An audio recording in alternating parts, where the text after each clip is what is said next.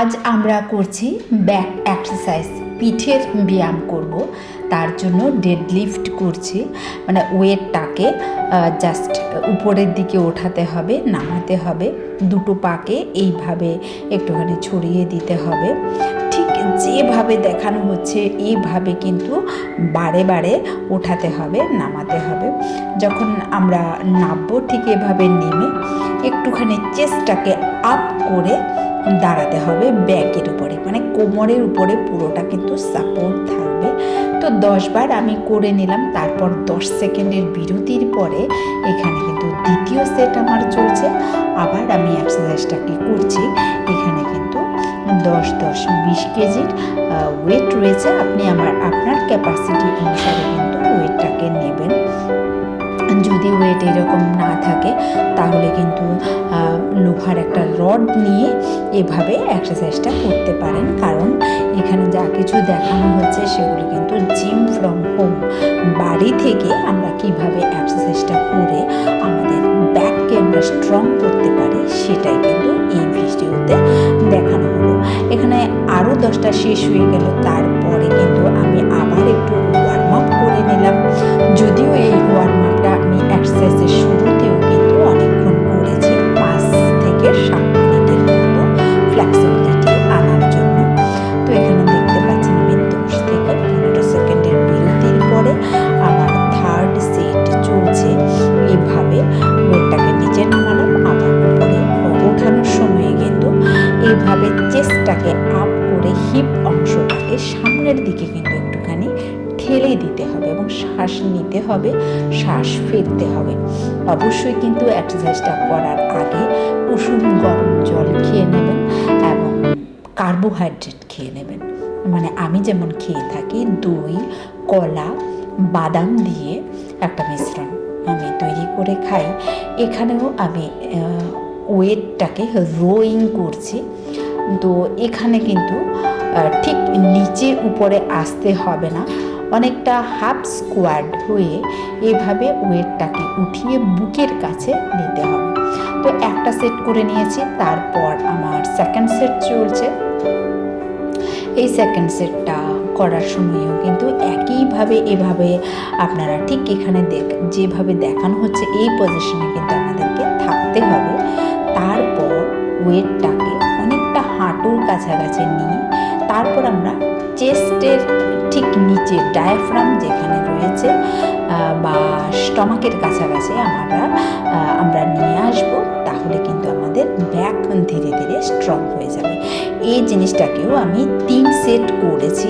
যদি আপনার সম্ভব হয় 4 সেট করতে পারেন। তো আমার একটু জলদি ছিল, তাই আমি 3টা সেটই করলাম। তারপর ওয়েট নিয়ে এভাবে আমরা রোয়িং করছি ডাম্বেল নিয়ে। এখানে 15 কেজি প্লাস রকটাও 3 কেজির মতো। ঠিক এইভাবে চেয়ারের মধ্যে একটা হাঁটুকে আমরা রাখবো, রেখে হাতটা দিয়েও কিন্তু আমরা সাপোর্ট দেব এবং ওয়েটটাকে আমরা হিপ অবধি নিয়ে নিয়েছি। তো এখানে দেখতে পাচ্ছেন আমি ডান্স করছি, কারণ আমি মিউজিক চালিয়ে রেখেছিলাম। অ্যাক্টিভ রিস্ট এটাকে কিন্তু বলা হয়।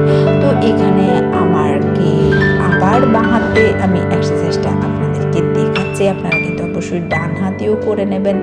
এখানে ভিডিওটা তোলার সময় হয়তো বা আমার মিস হয়ে গেছিল ডান দিকের এক্সারসাইজটা যখন আমি করছিলাম।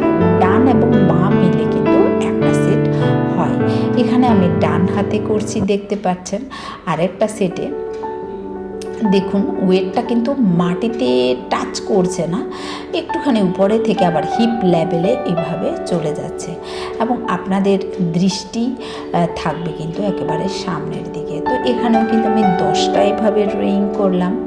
তো ডাম্বেল রোয়িং এগুলি কিন্তু আমাদের ব্যাক মাসেলকে খুব সুন্দর করে অ্যাক্টিভ করে।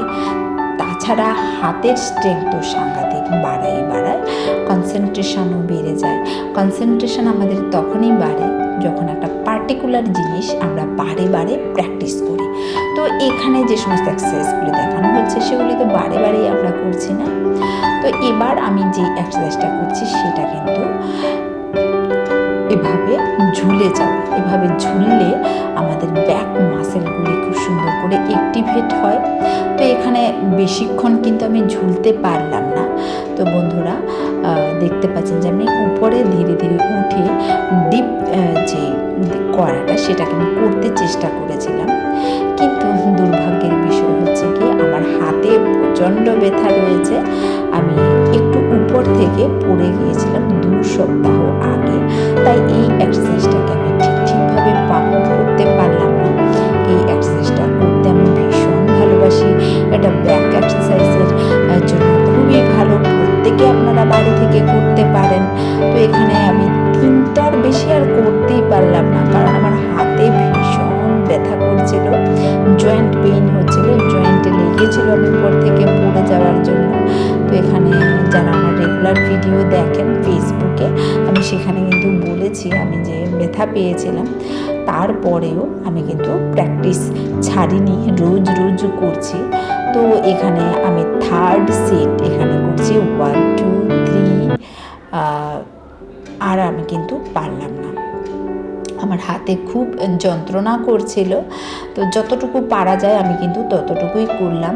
বন্ধুরা, যদি আমার চ্যানেলে আপনারা নতুন হয়ে থাকেন অবশ্যই কিন্তু চ্যানেলটাকে সাবস্ক্রাইব করে যাবেন, এবং Facebook page Raima and health, doctor Raima health, ডক্টরটা কিন্তু আবার DOCTOR দিয়ে করবেন না, টাইপ করবেন না, DR.রাইমা অ্যান্ড হেলথ ব্লগ VLOG, এইভাবে করে সার্চ করলে কিন্তু আপনারা ফেসবুকেও পেয়ে যাবেন। তো আশা করি আপনারা ভিডিওটাকে লাইক করবেন, কমেন্ট করবেন, বন্ধুবান্ধবের সাথে শেয়ার করবেন, এবং ইউটিউব থেকে যারা দেখছেন না তারা পাশে থাকা 2টো ভিডিওকেও কিন্তু অবশ্যই দেখে নেবেন। বাই।